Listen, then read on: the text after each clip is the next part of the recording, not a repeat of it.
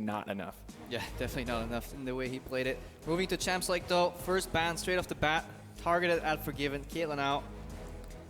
No surprises there. Of course, Bard following up, as well as the Nidalee, really trying to limit that playmaking potential coming in from Hybrid, as well as shut down some of Move's jungle pool. Of course, a very successful Nidalee player in his time in the NA LCS. Yeah, Move's jungle pool and just the generic jungle pool. Kindred and Nidalee top tier junglers right here. Interesting that they actually go for the Rek'Sai preemptively. So they're basically saying the Unicorns ban Kindred right now, and we'll play a B tier list of jungles, or we'll just straight up first pick it. Origen can take the risk, give over to Kindred, and then lock in some power picks of themselves, like an Echo if they want it, or another nice Maokai for Soaz, which he obviously has, super excited about, tweeting about how happy he was. Overjoyed. Overjoyed about the pick. A fair way to describe it. Wow, they actually banned out the Twitch. The Twitch Taric combination was played yesterday.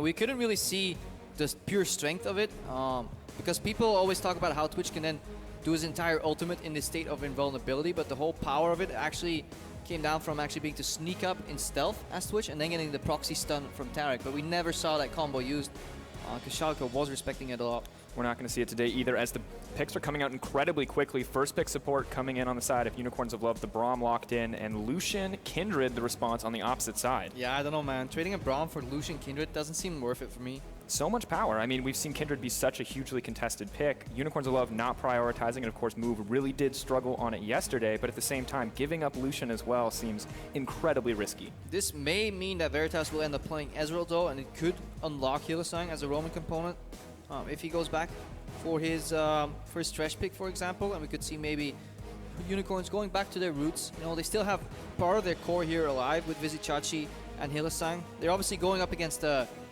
face they've seen before. Power of Evil actually jokingly joined the Unicorns lineup in the lobby, and then Hylissang had to tell him, well, it's a little late. Well, it's a little throwback. It's, you know, it's Friday, not Thursday. Yep. Got to keep it fresh. Of course, Elise going to be locked in, as well as the Trundle. So Trundle moving up into that top lane, as Braum has already been locked in as a support. Origen kind of taking their time on this second rotation, but I like when you feel like you've been outmatched in picks in bottom lane. Generally, when the enemy picks Lucian. I like the Trundle pickup actually because it forces them to at least lane swap. Because Trundle generally wins any 1v1 matchup early, or pretty much throughout the entirety of the game. So lane swap kind of helps hide that weak matchup. We need to see if Soaz is just going to take it head on. Echo can do it, but requires just a little bit of attention. If there's an additional gank though, say Elise goes into the top lane, Soaz may suffer, and we've seen him play or make some weird decision once he's put in kind of the tilt zone, being camped, put in low CS. So let's see if Origen are taking care of those risks. Yep, and of course, as you mentioned, Echo locked in, as well as the Janna coming in for Hybrid, so a more defensive support. But looking back to that top lane, looking back to how Chachi and Soaz are going to match up, we have to wonder what Move's impact is going to be on the top side of the map, if that is where he's going to spend his attention, because yesterday we just really did not feel his presence in any lane, to be honest. No presence here. Also, they're kind of figuring out, do we go for a passive pick in the mid lane, or do we really want that pressure early? So they're actually going for full-on pressure here. Skirmish AD carry with the Kalista. So definitely no roaming Braum here. Lane Braum for sure. Kalista with the changes even more useless on her own because you need your support next to you to trigger that passive effect. And then LeBlanc, blind LeBlanc, aggressively picked in the mid lane. Not the biggest fan of it anymore. It seems like the payoff isn't big enough for when the inevitable teamfight state starts happening, that you really need to snowball. So you need to do what like Fnatic did yesterday.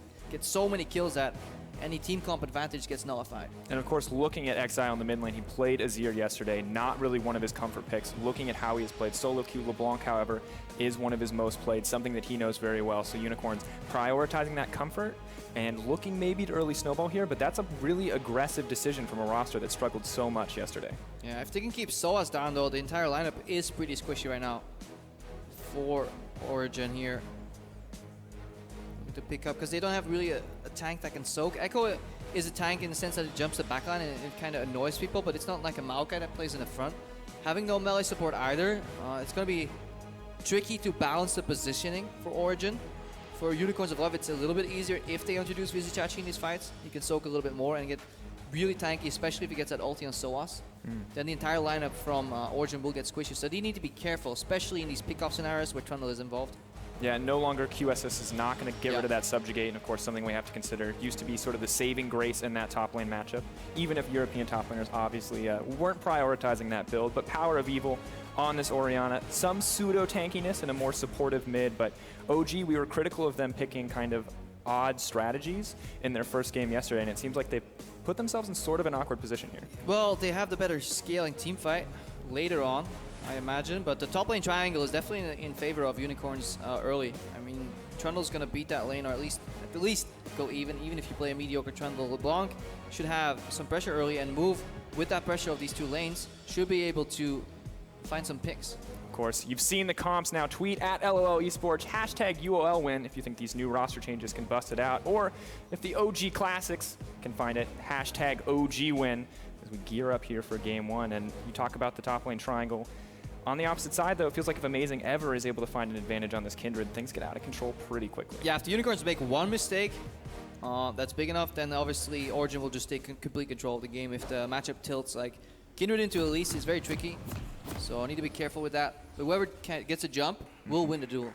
Here we are, ladies and gentlemen, game one. Unicorns of Love on the blue side, Origen on the red. Running out of the base, early item pickups. Have to wonder what exactly the lane matchups are going to be moving forward. Yeah, a lot will be known immediately once we get these deports out. If any team goes for deports, it means they're thinking at least about a lane swap. It's incredibly rough to play Kalista into this Janna Lucian lane though, because Brahm's shield will never block Piercing Light, so that'll still go through. It'll get amplified by the AD's bonus from Janna's shield, and you generally never get an all-in, especially against an exhaust lane, so it kind of fits for Given style too. He loves playing these lanes where he has a range advantage on the support, and he can bully, and the support is catered around making him stronger.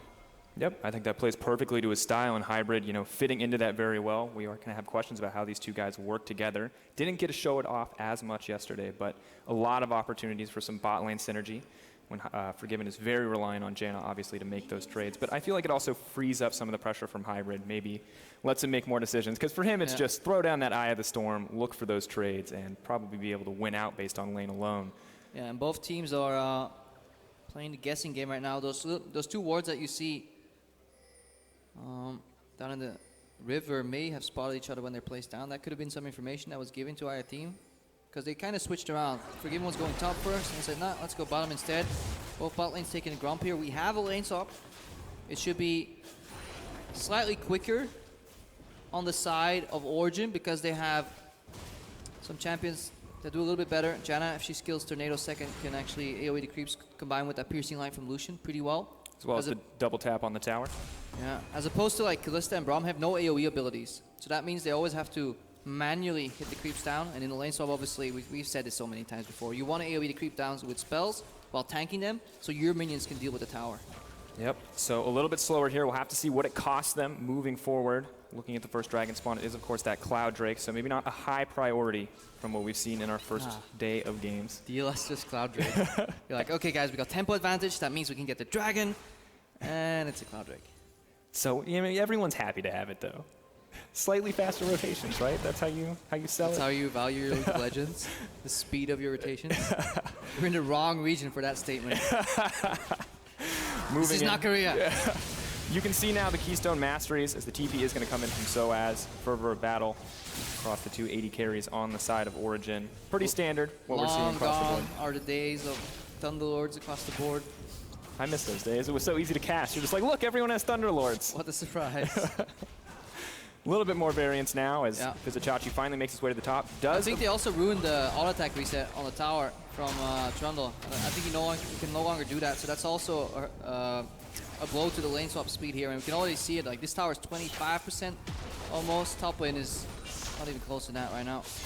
What do you think the next move is here coming in for OG? They do have the small tempo advantage. What do you think they take with it? I mean, we've seen bot lane swap back into the bottom side of the map after like what we call phase one, because they want to contest the dragon. But once you see it's a Cloud Drake, I think you can actually just keep feeding Soaz. Soaz loves catching these waves and getting fed, as every top laner does. He hates playing from behind, I think, more than the average top laner. So it's good that the first tower goes out for Origen, because that means Soaz can farm longer. Forgiver will take a little bit of a hit, so they'll need to control the beast there. Here comes. He'll make up for farm later. Never happy to have that. Oh, Gan comes into the mid lane, though. Power Beetle taking a lot of damage, looking to make his way out, but first blood. Quick pickup from Exile and move. We wanted to see more from him, and they're already making something happen Yeah, here. Origen kind of still stuck in the hole. Let's just keep swapping towers. Unicorns of Love say, nope, we're actually ganking mid lane. We'll need to see what exactly happened there, but with LeBlanc's chain and moves, ability to cocoon, obviously, if Power of Evil oversteps his bounds, he will die. Yeah, and of course, no cleanse coming out from Power of Evil, opting instead for the TP, so very limited options. That's bold, actually. We've seen a lot of players fall flat when they do not opt for the cleanse in these aggressive lanes, and you may be able to get out of that chain range, but that cocoon hits you and you're really out of options. Yeah, you have to yield the pressure, then you pretty much have to play at your tower. That's why, I mean, Oriana, in a pure 1v1 scenario, maybe she can actually push it away, but she's so exposed that she will never do that in the LeBlanc Elise matchup. But even when playing back, Power will still manage to find a way to kind of get caught there. And that's a big swing here, because this is exactly what Exile needs. Opting in for the early Negatron 2, he just really wants to get his presence known, make sure he can always out-trade Power, keep the presence there, and then allow Move to move into the enemy jungle, potentially get some wards in, and look for more picks. Unicorns need to find some picks in the early game. Definitely wanted to snowball, as we talked about, have the potential to just grow a lead very rapidly, given the opportunity. Move, of course, doing very well in the jungle thus far with the first gank. Needs to keep the pressure up, as you mentioned. Top side, you can see the lane swapping back and forth. OG trying to stay ahead on tempo, as we mentioned earlier. Not seeing too much impact from the jungle just yet, as Amazing and Hybrid start to move down into the jungle, or rather into the bottom side. Don't think they're going to prioritize the Cloud Drake, but some early vision laid down and the Razor Sight buff from Amazing. Want to make sure that they're relatively safe to invade here. Will be able to grab that stack. It's first one of the game. Looking in, Hybrid drops the pink ward as well. So OG completely taking control of the bottom side of the map. Yeah, and the Unicorns actually did something to get Vizicachi back in the game. They sent Kalista down to the bottom lane to reveal herself. Get back to that later. Oh, Chachi exhaust comes in. TP coming in as well. Chachi in trouble. Third stack is gonna proc. Amazing grabs that one. Exile. He TP's in, but it's too little too late. Yeah, too little too late. Unicorns were trying to get Chachi back in the game. They sent their AD carry down to the bottom. That forced Soaz to push the lane, usually. Then Kalista went to the top lane again and said, handed over all this farm to Vizicachi. And as he was looking at that farm, like juicy farm, about to pick it all up, suddenly he gets dove by multiple members from Origen. And now he will have a really rough game here. Forgiven, kind of avoid the same thing happening to him in the top lane, which should be easy for him. Pick up this farm, then Origen will have a nice lead. This is where Vizicachi should probably go for a teleport dive. Should have gone maybe. See if he can pressure Forgiven off this turret. Oh, maybe not. It's comfortable. Great predict from Power. Don't think he's going to find anything else on that one, but just showing off. Reading Exile like a book. Yeah, Unicorns of Love, page 2, Exile. Moving in, though, of course, as you mentioned, no response play on the top side, so the gold remains relatively even, 1 kill apiece, and no surprise that the Cloud Drake has not been the focus here. Forgiven and Hybrid finally starting to push out, and Chachi may not have been able to grab the farm earlier, but finally able to clear these waves, pressure-free. Looking for some cheese, but I'm not sure if they actually want that. They have the exhaust advantage, that's why they're going for this. Looking for a creep. For Hillsang to dash to. Probably waiting for Forgiven to use his Q. Police coming up. He's coming too. Oh, Into it. Great predict! Move! Knows where the opponents are going to be. We talk about books. UOL reading Origen just as well. Excellent pickup there. Yeah, that almost looked like he failed it. And then Forgiven flashed into it. He's like, yeah, of course I was predicting this flat.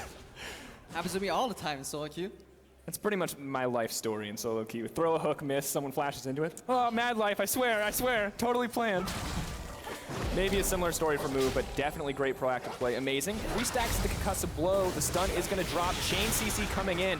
Tornado to disengage, hopping to safety, but Veritas is here as well. Lamb's respite goes down. TP coming in. Maybe looking for more. Amazing healed up. They're not going to grab it. So close. Power, though, he could be in trouble. The team is moving forward. No ultimate available. Veritas grabs another kill. Yeah, and Origen made the same mistake yesterday. They went for plays in the wrong part of the map. You just lost a member in the top side. You know the jungle was around. And Amazing on his lonesome wanders into enemy jungle, despite it one time belonging to himself. And he finds himself picked off. And then Power tries to help. It all starts right here. Does he miss? Is he going for Janna? Let's look at this. Yeah, he was going for Hybrid. He was going for Hybrid. There's no way he predicted that, because Forgiven could have flashed upwards. But it was the right choice, because you go for the guy without the gap closer, and then you use the repel on him to maybe chase Forgiven afterwards. Definitely solid play here from Move. cerebral play overall, and while OG were able to tie it up for a decent period of time, UOL finally have this gold lead, responding incredibly well to the map movement coming in from OG and really punishing those mistakes. Yeah, they punish the mistakes and they draw all the attention to the top side, which leaves Vizichachi alone in the bottom of the map, and then he can catch up. 1v1, he still has a stronger matchup. Despite being down a little bit of experience and gold early on, he still manages to get a 7 CS lead right now on SOA. So everything is actually going great for the Unicorns. Absolutely what they want with the Tiamat as well. The wave pressure is vastly in their favor. Amazing. He's going to take a consolation prize here, but it's only the Cloud Drake. Yeah. Not really what he wants. And it's going to be an Infernal next. Infernal next? Are you calling it? Feel it. I'm waiting. Bated breath. Is it going to be? Eh? Okay. Oh no, camera! Camera. Oh, observers. That's a Cloud Drake. The next one. Eventually, it will be an Infernal Drake. Well, it may not be. No, I got it. At 35 minutes, it'll be an Elder Dragon. Yeah. I guarantee it. Bold predictor, huh? Looking back, of course, the farm across the board, things relatively even on the top side, despite Chachi's earlier lead. But the mid lane, vastly in favor of Exile, gets that lead on LeBlanc and is just pressing his advantage now. Yeah, it's when you see a sub, Negatron 2. Getting an early kill in a lot of these mage matchups means you either play the risky game where you buy more damage so you can kill them quicker, or yeah, you play the matchup 1v1 but you never die. So you still need to make a play to kill them because your damage is the same, but you have Negatron so they can never counter you. So that fancy predictor from Power would have done a lot more damage if it wasn't for the Negatron. Exile playing more conservatively. Definitely appears to be the right choice. Doesn't want to risk anything after day one set of games, but I want to look at the mid lane here. Power of Evil has the Chalice. Or is this the unholy grail Oriana? Is that what we're expecting to come out? I mean, one would expect it once he's pivoting to meet Chaos Oriana. Truly accepting his wall between all these egos, these strong voices, SOA shouting him from one side, forgiven from the other. But the dive looks like it is going to come down. Snap back from SOAS to make it to safety. Amazing, picking up a kill as well as a stack. OG makes the dive happen, but the tower drops on the bottom side. Yeah, with these late reactions though, communication is rough here for the Unicorns. Teleports get used to defend, but way too late. They're not reading the plays. So both these teams playing in a very reactionary state of mind, as we saw with Amazing 2. Wanders into the jungle, assumes it's safe, suddenly he's in trouble. His team tries to help him, but nobody's really reading the plays here. Yeah, of course, OG will be able to take this tower down as well. Unicorns of Love, they're trying to make something happen on the bottom side. They have decent pressure. I don't know if they have enough raw power to force down this turret, and OG have vision of their own jungle. They're completely safe to just pressure out here. Pressure out. And again, get SOAS going. That's what you need to do. Vizichachi 0-2 right now in the matchup already. We talked about it. We talked about Trundle being a potentially stronger duelist, can steal those tanky stats, but just kind of getting dove time and time again, being shut down, and OG making some moves to get SOAS ahead. 0-0-2, not an amazing scoreline, but now a CS lead in his favor. Sheen coming out, he's got a lot of early game power. Yeah, early game power, and we have to remember time is fleeting for the Unicorns. The scaling is definitely in Origen's favor. Unless Power Evil really gets put into the dumpster, then maybe we have that looming threat of a LeBlanc WQR combo on Forgiven, just kind of taking him down, or into Hybrid. They're playing with an exhaust, they have the Kindred ultimate, SOAS is in the game, so a lot of things started to turn around here for Origin, despite the really good start for Unicorns. Absolutely, and of course, only the 12-minute mark, 20K for UOL, 19 point here. That'd be a big difference for OG, so nothing major quite yet. It's all gonna be about who can play this out better, because really the advantages aren't huge for either side at this point, and outside of the LeBlanc getting really fed, it doesn't feel like OG have too much to be scared of. Yeah, and it's not like Callista Brahm's gonna siege down mid lane. Not quite the Caitlyn. Not quite the Caitlyn there. Huey playing League of Wave Clear.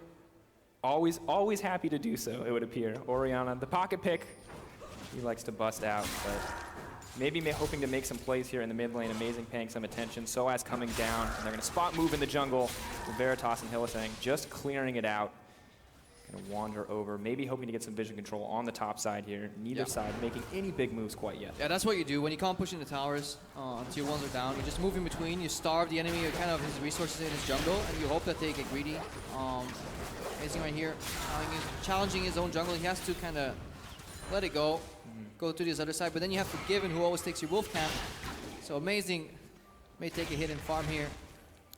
Does have a small lead now, and I think much more cautious this time when he clears out the topside jungle. We saw him drop already once from getting over-aggressive there, so just accepting that he does not have the pressure or the vision to contest that red buff, of course. Especially hard to deal with the Kalista rend in that exchange as well.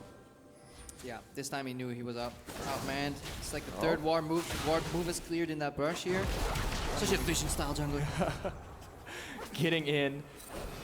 Maybe looking for something. Parallel Convergence drops. OG kind of just nipping at the heels of UOL at this stage. Not able to find the engage they want, and unfortunately... He get some damage on this tower now, though, because Power Evil was moving away to the side to kind of join that fight, and he left mid lane. The whole reason PoE was kind of clearing his waves is because he started the wave clear before the wave actually got to the tower. So by the time it hit the tower, they were half HP and required one more combo.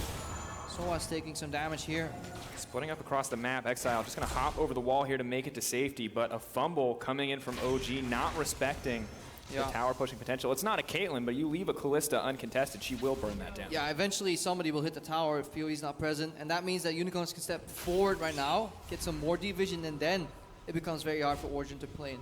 Tiny map, a lot of fog of war for Origen. Nobody can truly face check into a wealth of CC, and that's what we saw yesterday with Fnatic as well. Similar, slightly slow starts, but then in the mid game, once they just started denying this vision, it was incredibly hard for their opponents to take control back of the map.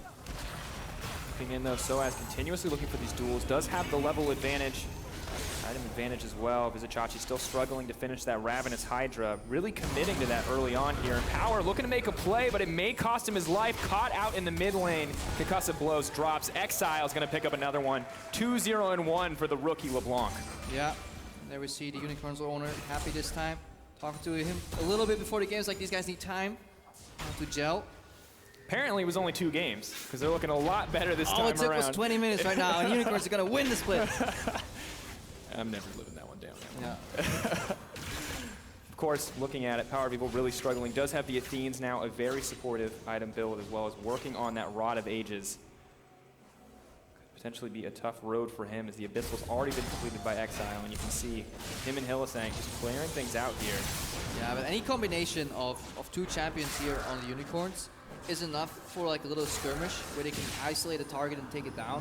Like whether it's a damage from Jungle combined with the CC from either LeBlanc or Move, or Hylissang joining any of these champions to add a passive and really just stun lock people. It just allows Unicorns to be very creative in their picks. Whereas if you look at Origen, the only CC they really have is Shockwave and then Parallel Convergence. They have defensive resets from the Janna, but once you fall behind, it becomes such a tough game to play. A double dash into chains. Look where Hylissang is coming from so far. Then goes for Q flash into ulti, and you have to wonder where is Power Evil's flash. I mean, once you see the LeBlanc coming, you have to respect it. Maybe just not giving enough respect over to the Exile as a mid lane. You can see Soaz has to burn his ult on the bottom side. Exile looking a little hungry for blood. Has to be careful. Echo no MR. Ooh, does have to flash to safety though. Soaz has learned a little better than his mid laner did in that earlier exchange. PoE not really impressing so far in this summer split. Makes you wonder, since this Origen lineup is looking for cohesion, looking for leadership, it may be wise for them to sub in Expeke for a couple of games. A unique option only available to OG. And definitely we've seen how quickly it changes the team dynamic. The X Factor. The X Factor. There's literally could not be a better name for that. Looking forward though. Amazing at OG. They are playing on the back foot, but they're not giving up too much just yet. Hey, maybe next game, Expeke gonna give it to you.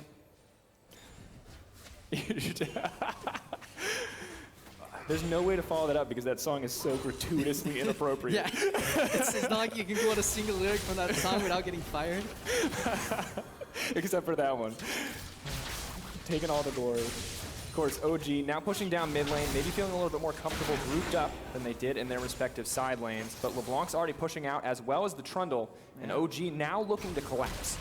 Looking to collapse, leaving mid lane exposed though. They have Power of Evil there, but I think Unicorns are going to change directions, just run to the top lane and then cut off the supply. So if they trade 1 kill for a tower, it's fine, especially considering they're getting amazing splash here. So look at the resources burned. They only start basing in the bottom lane here. And Origen is looking to kind of take the scenic approach where they watch the tower die, catch the wave. So this is a fine trade for Unicorns because every tower that dies, they can move the ward line, the pressure line up farther into the enemy jungle.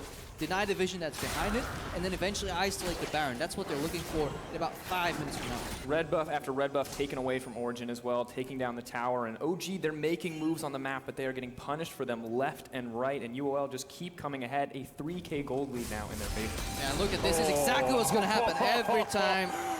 You're right, it is Korea, where supports get picked up by LeBlancs. This is what we were talking about. You never want LeBlanc to get to that point where she just pushes a couple buttons and deletes you. Yeah, great display of skill there. Yeah. Hey, Exile, he's been standing in bushes a lot this game, hiding, waiting. It finally pays off. Happy to grab that kill onto Hybrid. UOL doesn't look like they're going to be able to do too much with it, but they will reset the pressure and start to spend this gold that they've been accruing. Yeah, and these very pick-oriented compositions seems to be doing well at the start of the summer split. Usually when you see these comps, it's kind of 5 kills or bust in the early game, but when teams are still finding their footing and not really that cohesive, communications is lacking due to some changes in the team structure or imports, whether they speak the language or not. For example, Origen, yes, they all speak English, but they lost their shot calling component, so they're trying to find a footing. Then these compositions that can always prey on the chaos seem actually to work. Fnatic ran a pick up yesterday against Giants, and then today Unicorns doing it against OG. Also a little lost on the map. And when we think about it, as Exile tries to steal away another buff for himself, it's looking to be pretty well. We'll have to hold back off though. The fight starting. TP comes in. Chachi throws down the pillar. Ult coming in. Not going to find purchase there. UOL just backing off, but some proactive movement there to start the fight. Yeah, a lot of pings here for Unicorns as well, indicating their movement here. Pick on Soas. Nice phase dive over the wall, Exile. Not going to be able to follow that one up quite yet. Spectre's Cowl coming in from Soaz at this stage of the game, as well as the increased health pools, just making it difficult for the burst combo to really work on him. Yep, and every lane just gets pushed into the tower, and then they disappear into the darkness, and now Move can move up for the zone. Pillar slows him down, so that should be an easy cocoon. Culling and ult coming out for Origen, though, giving up 2 major cooldowns just to clear the wave. You can see how far ahead the Unicorns of Love are. Their gold lead extending to 4K now. Yeah, and they're actually playing it still smart. They're not tunneling on this setup that they have.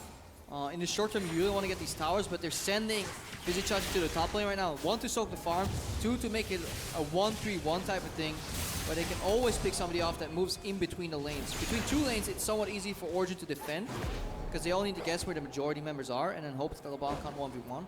But once this Strundle gets the wave to the tower, we could see another tower fall here on the side of Origen.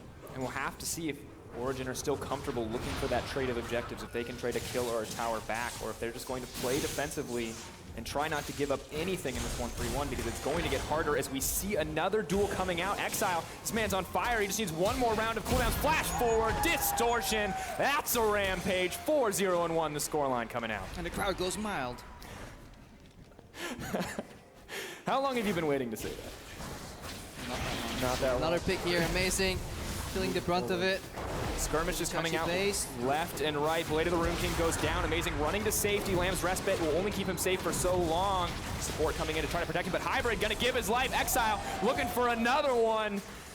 Moving into the mid lane. UOL owning the map and now looking to break the mid lane. Yeah, mid lane tower exposed right now, and this is just Origen falling apart. They again go for a very slow composition that is conditional on solid positional team fights, because they don't have the CC to kind of force people to die, really. They need them to kind of go full on 5v5 and then hope that they keep fighting you.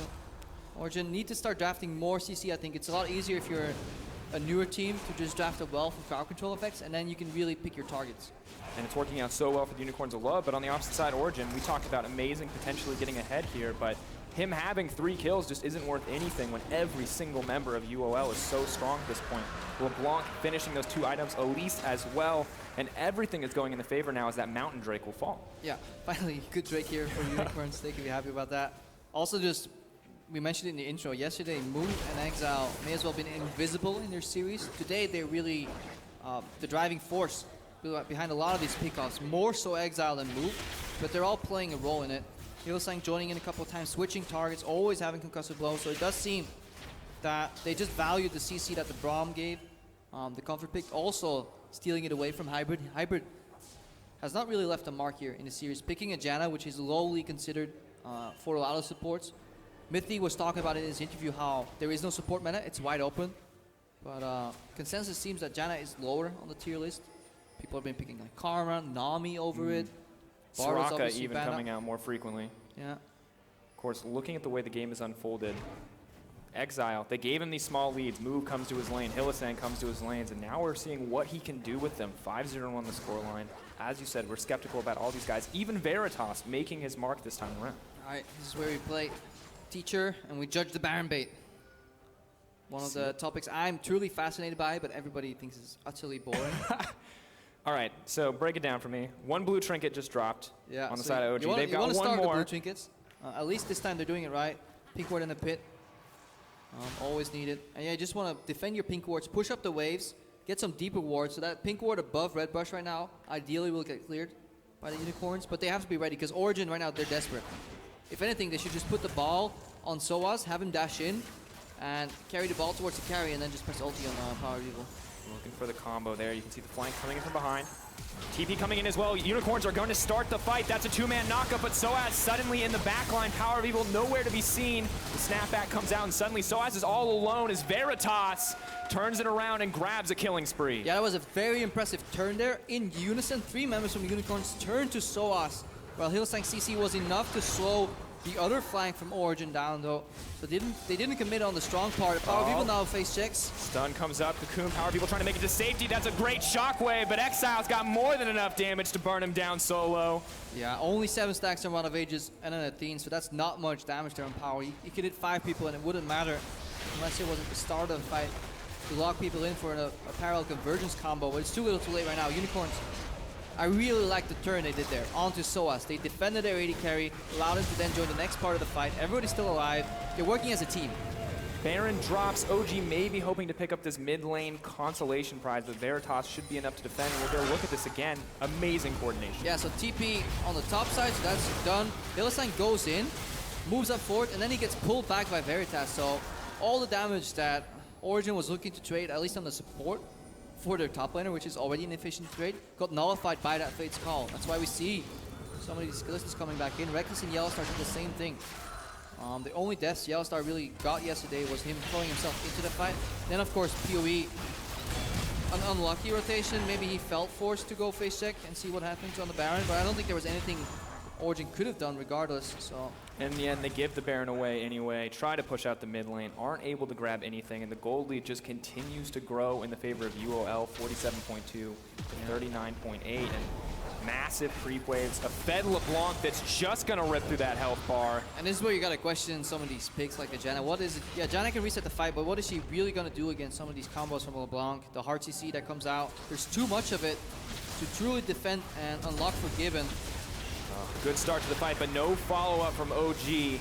One shockwave, not enough to turn this, and once again, multiple ults used to clear the wave. And I like what Move did there too. He knew the shockwave was coming, so instead of flashing out defensively to save himself, he went for the aggressive flash cocoon to bar anybody from entering the fight, to maybe buy some time, you know, keep his carries alive. So Move playing a lot better here in these fights. Significantly more impactful today, so as maybe hoping to find a stun here, but the tower is going to drop.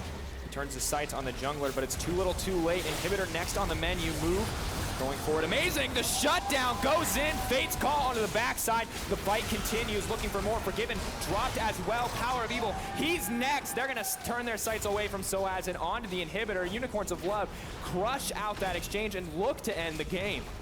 Yeah, one Nexus Tower looking to fall. Complete whitewash here. Origen, back to the drawing board. It's necessary. Change your pick and bans. Change your approach to the game. If not, Unicorns looking more cohesive, stronger, and they're hoping for a 2-0. Soaz hoping to get something back, but he's not going to find anything. Exile, he'll grab one though. Legendary for the LeBlanc in the mid lane, and the win for Unicorns of Love. 1-0 up in this.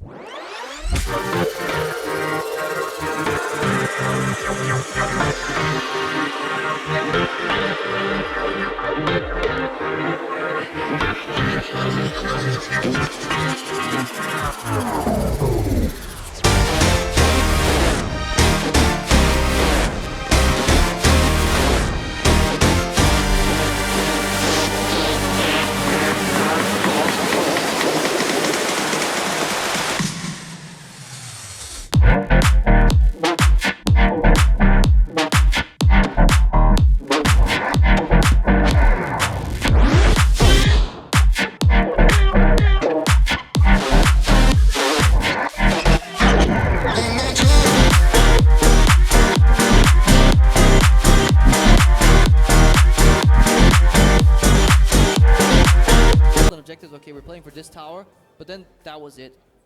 They're moving into the wrong parts of their jungle, playing too aggressive at times, no cross maps. So say when Amazing gets caught, there's nothing that goes on the other side of the map, so they didn't calculate that into their gameplay, and they need to get on the same page, because right now, it's looking very lackluster. Maybe just, honestly, if you're Origen, draft the strongest early game composition that you can and look to snowball, because late games look very weak. Even yesterday, when a couple times when they took the lead, couldn't close the game, made some crucial mistakes there as well. And this time they couldn't even find the lead. You can see the compositions at the bottom of the screen, and we talked about how odd this composition was, but it could potentially work, and OG just consistently looking to force these picks, but every time Unicorns of Love responded across the map, got greater advantages, and eventually getting picks of their own, snowballing that LeBlanc and Exile, absolutely crushing the opposition. That he got to that terror point that no one ever wants to see a LeBlanc get to, where you're one-shotting anything that stands in your path, even burning down Soaz a couple times. Yeah, pick order is a little bit wrong on the graphic. Obviously, Unicorns went for the Braum first pick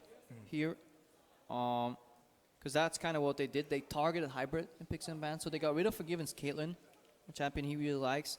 They were fine giving over Lucian and Kindred as part of their strategy, just for Braum, saying, well, we take Bard and Braum away from Hybrid, and that's it for him.